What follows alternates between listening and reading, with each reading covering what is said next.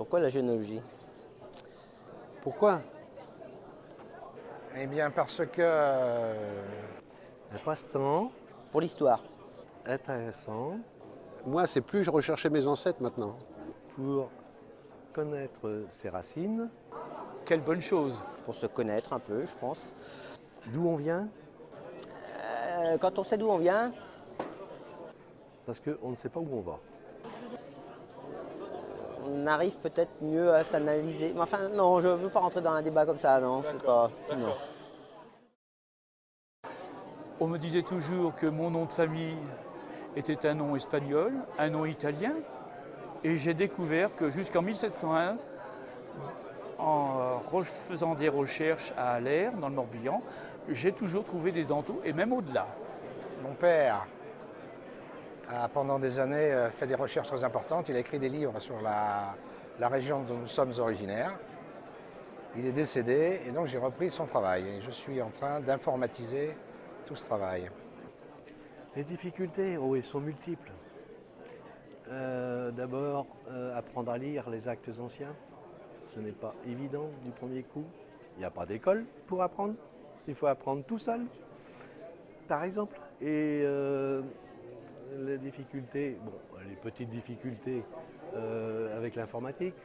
On n'a pas été à l'école de l'informatique. Il a fallu apprendre aussi sur le tas. Je n'ai commencé la généalogie que le jour où j'ai acheté un ordinateur. C'est complètement lié. J'ai toujours voulu faire de la généalogie, mais je n'ai commencé ma généalogie le jour où j'ai acheté un ordinateur. Parce que je ne pouvais pas concevoir de voir des classements autres qu'informatiques. C'était trop complexe pour moi, je pense, avec des papiers, des montagnes de papiers dans tous les sens, et jamais retrouver ce qu'on cherchait. En fait. Ah non, ça c'est pas des difficultés, parce que quand on est arrêté par un problème, par un souci comme ça, on arrête, on va voir autre part, et puis après on revient. C'est ça. Ce brave monsieur là, je peux vous donner un exemple? Ce brave monsieur là, sur tous les actes, il est négociant. Négociant, il a une fortune. Et puis j'ai découvert qu'il était en fait négrier sous l'Empire. D'où sa fortune. Et voilà. Et pendant combien de temps j'ai cherché la vraie raison de sa richesse? 6 mois, mais je l'ai trouvé. Oui, on commence toujours par la famille, mais ça s'arrête très très vite quand même. Il y a d'un côté de la famille c'est plus facile, de l'autre côté c'était carrément rien du tout. Donc là ça va très très vite. Puis après, qui c'est qui m'a aidé? Je ne sais pas, surtout l'association au début. Hein. L'association du secteur où j'habite.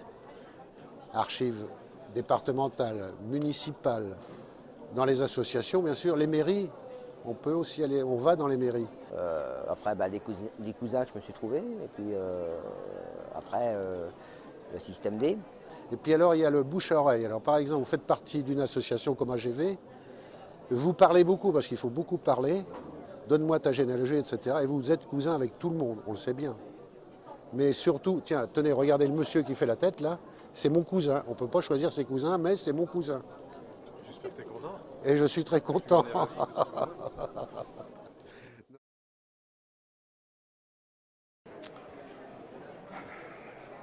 Les conseils, Eh bien, de ne pas faire comme j'ai fait. Alors, c'est simple, respectez surtout les numéros SOSA, parce que si vous n'êtes pas dans le système habituel, vous allez complètement vous planter.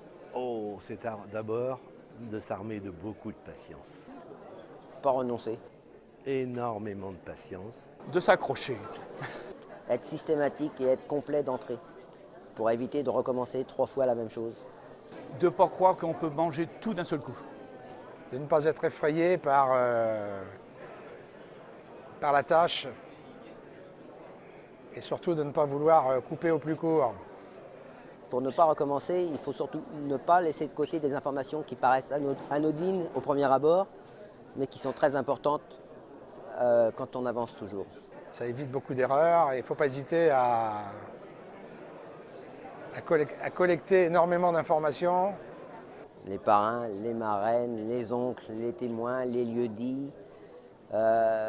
Faut vraiment travailler sur toutes les sources possibles qu'on puisse trouver dans tous les actes. Et toute information a toujours son utilité en fait.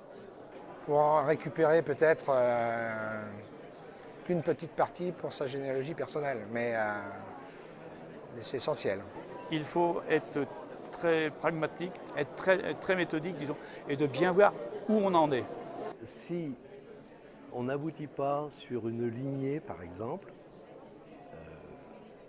on ne trouve pas la suite, on n'a pas de moyens, il ne faut pas insister. 8 jours passés sans trouvailles, on arrête, on passe à une autre famille. On sait quand on commence, on ne sait pas quand on finit. Ce qui vous manque comme élément à un instant, vous l'aurez peut-être 2 ans, 3 ans, 4 ans après. Il ne faut jamais désespérer. Bon courage. C'est là que l'entraide devient intéressante parce que l'élément qui vous manque, eh bien, c'est un autre qui va vous l'apporter. Bah, bonne chance, que voulez-vous que je vous dise? Bonne chance.